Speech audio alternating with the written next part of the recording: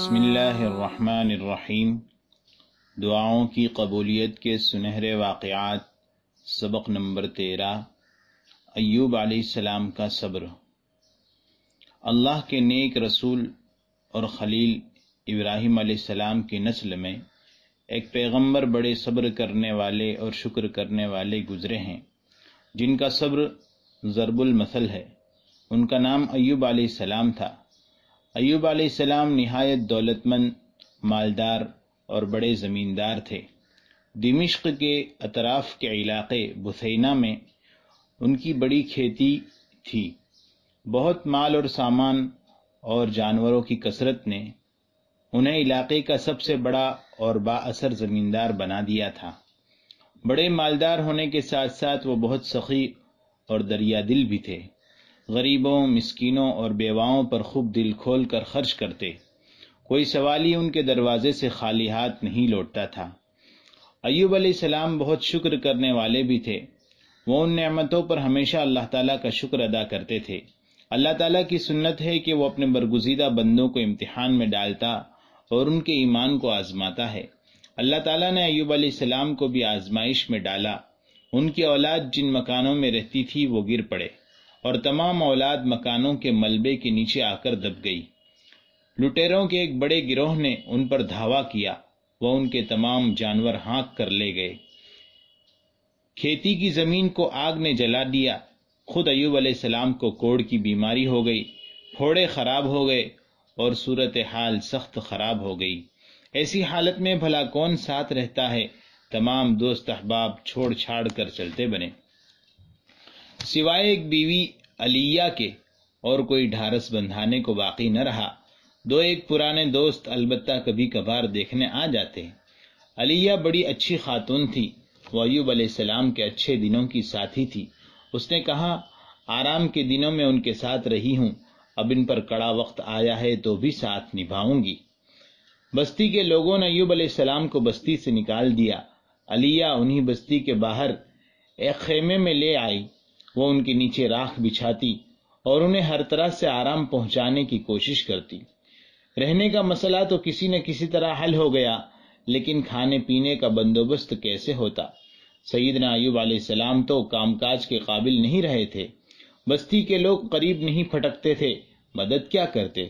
علیہ نے ہی کمر ہمت باندھی اور لوگوں کے گھر میں کام کاج کرنے لگی۔ وہ لوگوں کے لیے روٹیاں پکاتی، ان کے برتن مانجتی۔ دن ڈھلے جو روکھی سوکھی ملتی وہ لا کر سیدنا ایوب علیہ السلام کو پیش کر دیتی۔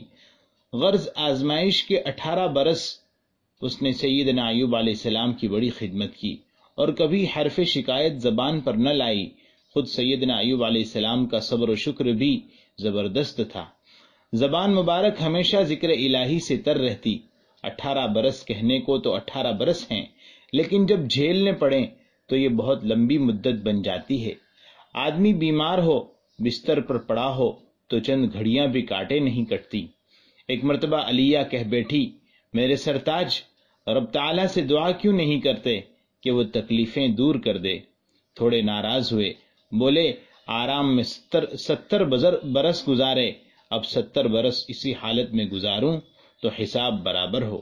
علیہ یہ جواب پا کر بے حد پریشان ہوئی، پھر بھی چپکی ہو رہی۔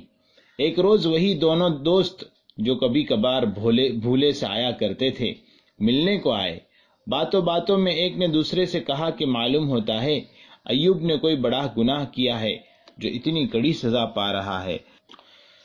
سیدنا ایوب علیہ السلام نے 18 برس نہایت صبر و شکر قصے گزارے تھے، ہر طرح کی جلی کٹی سنی تھی۔ یہ بات ایسی سخت تھی کہ برداشت نہیں کر پائے، بے قرار ہو گئے، رب تعالیٰ کو پکارا۔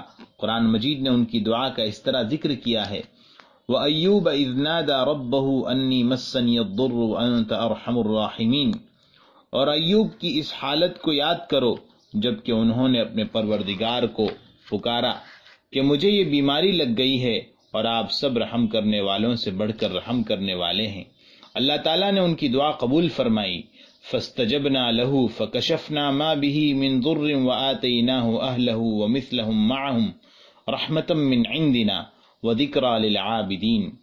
ہم نے ان کی سن لی اور جو دکھ انہیں تھا اسے دور کر دیا اور انہیں اہل و عیال عطا فرمائے اور ان کے ساتھ ویسے ہی اور بھی اپنی خاص مہربانی کے ساتھ، تاکہ سچے بندوں کے لیے نصیحت کا سبب ہو۔ ہوا یوں کہ ایوب علیہ السلام جب حاجت کو جایا کرتے تو اہلیہ کام کاج سے واپس آ کر انہیں ساتھ لے کر ان کے ٹھکانے پر آ جاتی۔ اب کہ ایوب علیہ السلام حاجت کے لیے گئے تو اہلیہ کو آنے میں ذرا دیر ہو گئی۔ ادھر اللہ تعالیٰ نے ایوب علیہ السلام پر وحی نازل کر دی کہ زمین پر پاؤں مارو۔ انہوں نے پاؤں مارا تو ٹھنڈے میٹھے پانی کا چشمہ جاری ہو گیا۔ اللہ تعالیٰ نے فرمایا یہ پانی پیو اور نہاؤ۔ انہوں نے پیا اور نہائے تو بھلے چنگے ہو گئے۔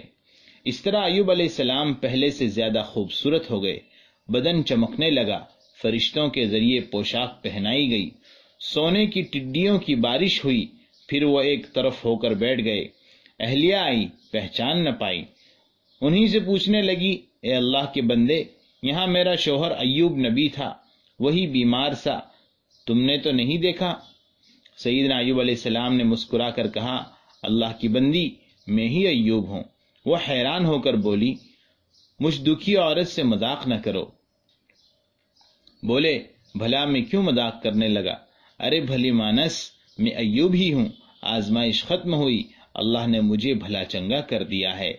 تب اہلیہ علیہ نے بے ساختہ اللہ کا شکر ادا کیا۔ ادھر دو بادلوں نے سیدنا ایوب علیہ السلام کے دونوں کھیتوں پر سونا اور چاندی برسایا، مال سامان، اولاد، زمین، مال مویشی، نوکر چاکر، سب کچھ واپس مل گیا، وہ بھی ڈبل ملا۔ اس کے بعد سیدنا ایوب علیہ السلام مزید 70 برس زندہ رہے اور دین ابراہیمی کی تبلیغ کرتے رہے، اور ایوب علیہ السلام کا صبر رہتی دنیا تک مشہور ہو گیا۔